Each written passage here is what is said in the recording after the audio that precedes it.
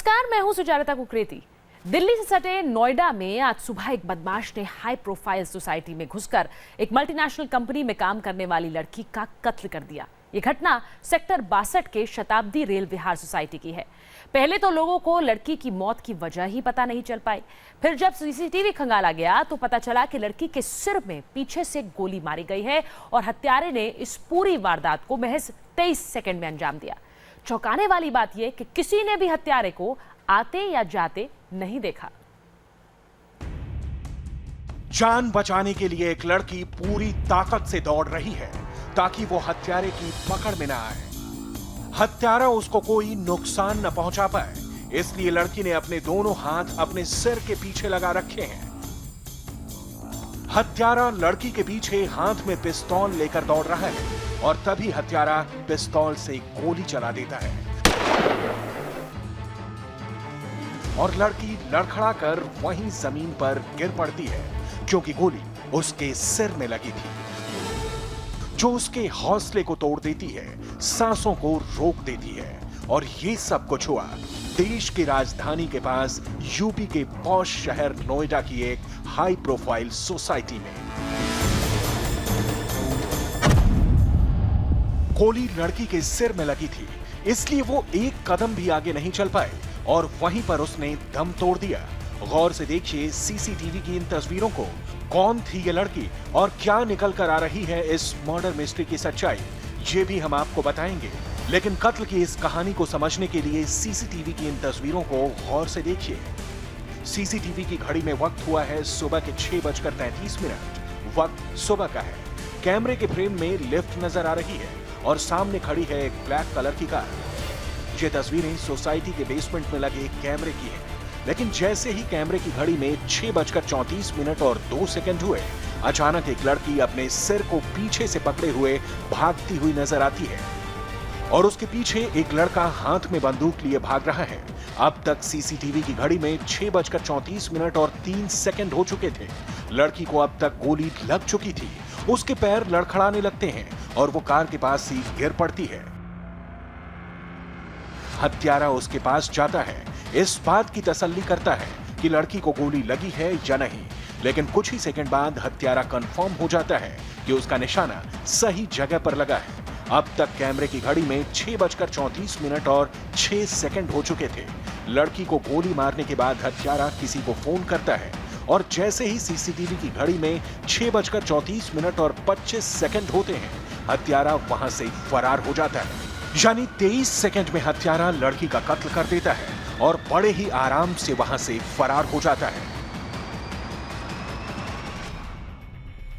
अब सीसीटीवी के इन तस्वीरों को एक बार फिर से देखिए। जैसे ही लड़की और हत्यारा कैमरे के फ्रेम में आते हैं, लड़की अपना हाथ सिर के पीछे रखे हुए भाग रही है, जबकि हत्यारा उसके पीछे बंदूक लेकर दौड़ रहा है।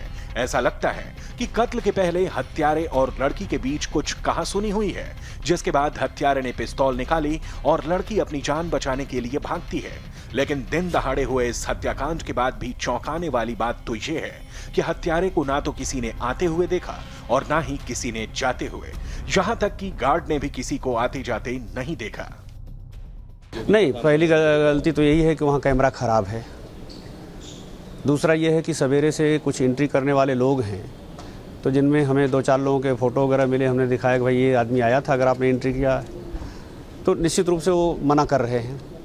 और सामान्यतः हम भी हमारे सामने से कौन गुजर रहा हम नहीं देते, लेकिन अगर वो गेट पे एंट्री करने में उनकी ड्यूटी है तो उनको थोड़ा देखना चाहिए कि व्यक्ति कैसा दिख रहा है, क्योंकि उनका वही काम है।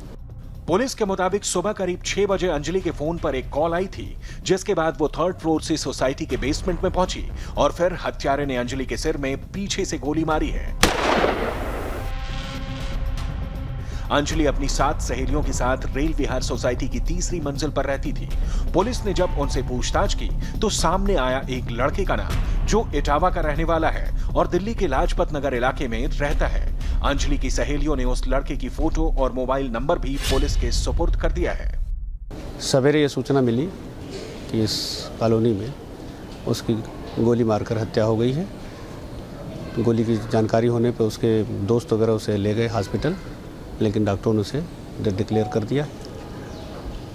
मौके पर आने के बाद जो स्थितियां हैं, हमारा प्राइमा फेसाई तो ये है कि इस कॉलोनी के भीतर जहां गेट पे ही एंट्री होती है, तो सवेरे जो 2-3 घंटे में लोग आए हैं घटना से 1 घंटे पहले के आसपास, उनके ऊपर हम जीरोइंग कर रहे हैं। दूसरा, इस पीजी में 7 लड़कियां रहती हैं, एक अपने घर गई हुई है, 6 यहाँ मौजूद थी जिसमें से 1 की डेथ हो चुकी है।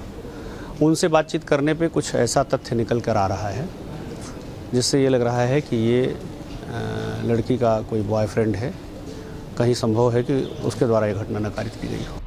इस वारदात के बाद अंजलि की दोस्त भी काफी डरी हुई हैं और सोसाइटी की सिक्योरिटी को लेकर सवाल उठा रही हैं।